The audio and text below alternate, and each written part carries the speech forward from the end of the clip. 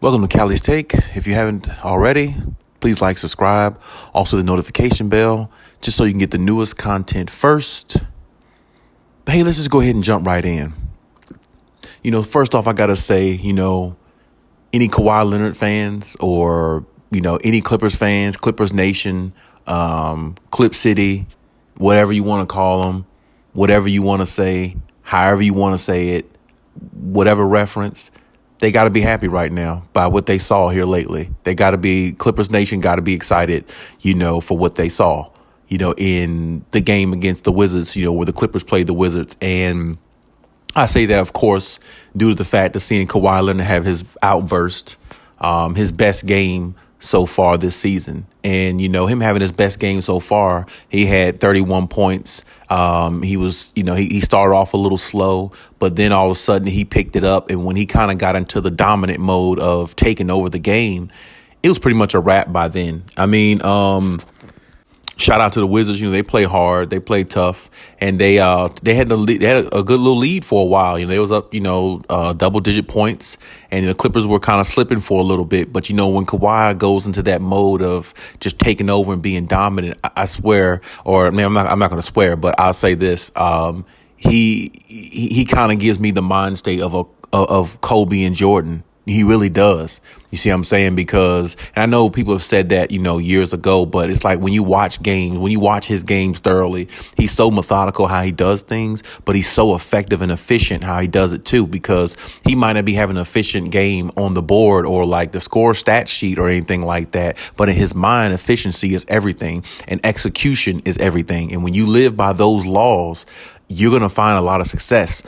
Precisely the reason why Kawhi is the most winningest player of all time in NBA history, because it's like when he's on the floor, he affects the game in so many ways, as I've always said, on both ends of the floor. But his IQ on both ends of the floor is higher than everybody else's in the NBA to me. And watching that game against the Wizards, I know it was against the Wizards, but at the same time, it just showed a lot of, him getting his footing back and, the up and under layup that he made, with, going around the defense, running around the screen with the confidence, pulling up for three, stepping into his 3-pointers with more rhythm and confidence. And, like Kawhi said on one of the post games he had a couple games ago, where he was like, really just playing is going to get his rhythm back, just playing the games, and on top of that, I was very excited to see, because I think he logged in about 32 minutes of work out there, and which is, higher than what, he was 28 minutes, per game and everything like that. So I was very excited to see that also. It's definitely exciting to see, Kawhi playing at the top of his game, or, getting back to that, because, he when he's healthy, he's top 2, top 3 in the world. In my opinion, he's the best player in the world when he's healthy. But even still, he's definitely a top player, regardless of what anybody might say or try to say about him in a good, or in a bad way or whatever, because he's just a great player. And there's no way to deny that. You can listen to a lot of naysayers like Nick Wright and all those guys, those media guys. I mean, it's just they're threatened by his greatness. That's the reason why they're opposed to his greatness, or they talk about him in a way where they don't give him the respect that he deserves. And we all understand that. But at the same time, as I said, Kawhi is going to get more rhythm. And as I said in my couple of videos ago that you can definitely check out, Kawhi is methodical, and he plays with a mindset of, build one block at a time. And I definitely understand that. And I said a couple of videos ago, he wasn't being aggressive. And that could have been due to the fact that he wasn't being aggressive because he's trying to basically, get his rhythm, get his wind back more so than anything. His game is not going to go anywhere because he's a lethal mid-range shooter, as we see we saw in the Wizards game, as we've been seeing his whole career, or most of his career. And on top of that, he just knows his spots. And one thing about Kawhi Leonard I always appreciate about his game is that makes him more dominant than a lot of other players. He knows his spots and he can get there with or without moving fast. Like, he doesn't have to utilize speed or anything like that to get to his spots. He's so strong. He's stronger than what a lot of people think he is. So he uses his strength and his footwork and his body movements to get him where he wants to in his spots, where he can just operate and dominate a whole game. And then you look up, oh man, this good man got 30, 40 points, like that. So he just knows how to get it done, and he's so effective, which has always made me a fan of his game, and always made me excited to watch him play. More and more and more, and the growth to where he is now it's crazy. But for the Clippers as a team, they. Of course, they live and die with Kawhi Leonard and Paul George, of course. So but Kawhi's the guy, and it just shows every time Kawhi's on the floor, they got a chance to beat anybody, and that's with or without Paul George, because Paul George didn't play, nor did Reggie Jackson play, and the Clippers were down in the game against the Wizards, and they found some adversity there with the Wizards, because the Wizards were just scoring, getting anything they want. They were shooting very good, and like I said, it was hard to really stop what they were doing. But when you have somebody like Kawhi, defense and everything will pick up at some point. And on top of that, it's like Kawhi figures out what a team is doing the more the game goes on, and he figures out ways to affect both sides on defense and offense. He got a couple steals, fast break. It was good to see him get a dunk in there, a fast break dunk in there, get his legs back under him, and just a lot of exciting things. And then on top of that, having Luke Kennard, knock down some big shots when they needed him to and everything. Matter of fact, Luke Kennard is actually leading, I think, the league in percentage from three-pointers again this season, as he did, a couple seasons ago. He was a top 2 or top 3. And he's back at it his old ways again himself. So, that's good to see.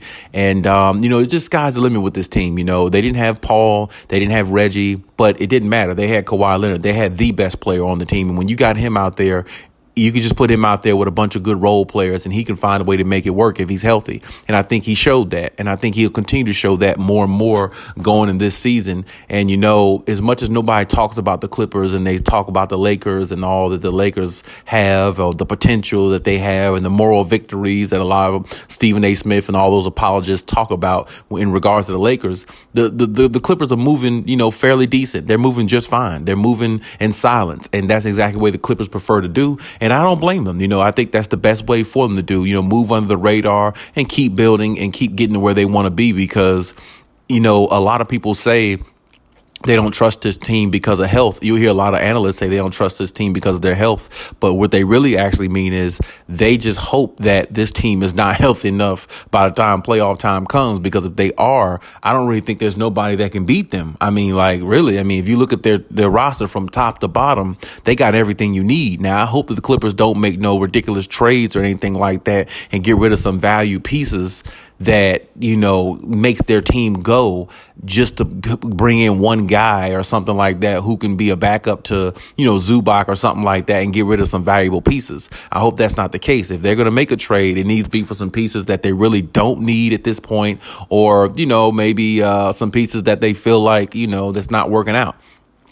Last couple seasons, Marcus Morris has been a big name in regards to that. So, I can see his name added with maybe one or two of the young guys on the bench, which I really don't advise that. But, either way, it's fine, because the Clippers got to make the ultimate decision, not me.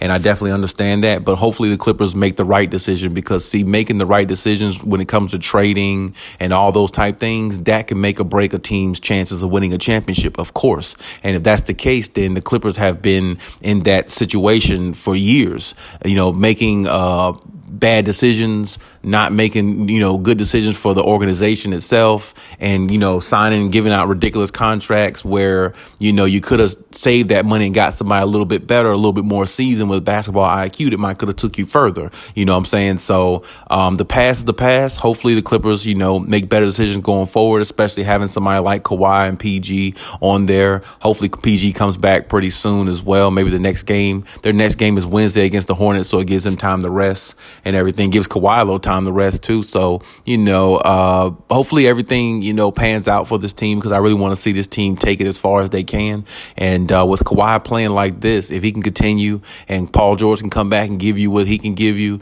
and, they put all this nucleus together and keep John Wall, happy with his minutes and keep him motivated as well, along with Reggie Jackson, the rest of the crew. This team can really do something big. And of course, we all know that. But, the constant around this team is injury prone and not trustworthy. And I really hope that's one of my main things I'm speaking about today. I really hope that they find a way to maintain and sustain their health. So, not only they can prove to, the media that they're wrong about what they think about the Clippers, but at the same time, they need to prove to themselves that they can do it, prove themselves that they can sustain what they're doing and build on top of their excellence, because that's the only way it's really going to work. So with that being said, hopefully that happens. Shout out to Kawhi for having a great game, his best game of the season so far.